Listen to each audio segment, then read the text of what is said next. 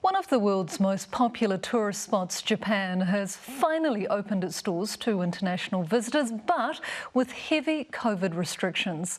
Tourists can only travel on guided tours and must wear masks the entire time. Japan has been largely closed to foreign tourists since the beginning of the pandemic in 2020. The slow reopening to the world comes as officials take a more cautious approach to the virus. And as more places open up around the world, more Kiwis are looking to spread their wings. Joining me now to discuss where we're going and what we should be doing before hopping on a plane is Brent Thomas from the House of Travel. Brent, thank you so much for joining us. We are still in a COVID world, so what's your advice for travellers heading overseas? I'm talking airport and flight protocols, country protocols and, say, insurance. Well, the first thing is I think they need to allow themselves more time to go through airports.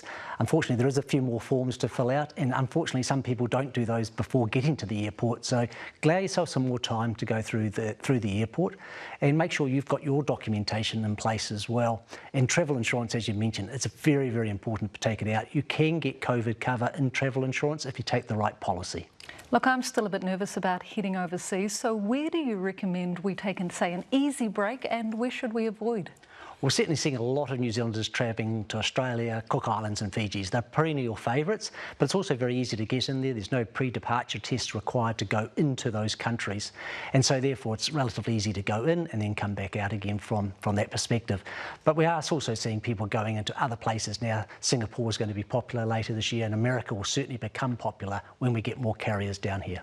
You just mentioned the islands. A friend just tried to book an island trip. Her only requirements, she wanted to go somewhere hot and close. Couldn't get anywhere in the next few weeks. It's totally booked out. Your experience, and when should it sort of open up a bit? Well, it's definitely chocker at the moment. There's no doubt about it. Kiwis, after 2 years, 2 months, have decided they want to go, and they're going in big numbers.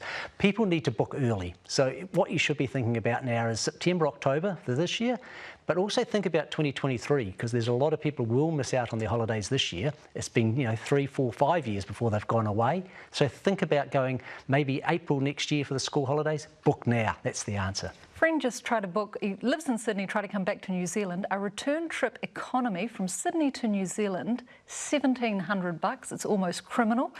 Is it going to get any cheaper? Is that just standard prices now? Well, certainly the prices are going to be more expensive than pre-COVID. I mean, if you fill your car up, you know that the petrol prices have gone up. So it is going to be more expensive.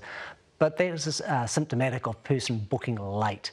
Like we have deals at the moment. If you want to go to, say, in October to the Gold Coast for $8.99 for 7 nights and a flight's included. So, you can book for a really good price, but people need to be organised. Have you booked overseas yet? Well, no, I've been too busy. I was planning to flee to Rarotonga 3 times last year, and they all got cancelled because of one thing and another. So my year is going to be 2023. My wife and I will head away, no doubt about it, and just enjoy some of that great opportunities to travel. All right, sell it hard to us. Give us your best deal before we go. Well, the best deal right now is the $8.99 for Gold Coast, 7 nights in October. That's a great price. That's like a pre-COVID kind of pricing. They have the Palazzo. But also cruising, I think people need to think about those. There's some great options around Australia as well, going up to Kimberley and places like that, and there's some really good deals for that. But get in there, speak to your travel agent. They've got all those expertise and knowledge, but do it now and think about booking, not just planning it. Interesting that cruising is back. Love to hear it. Brent Thomas, thank you so much.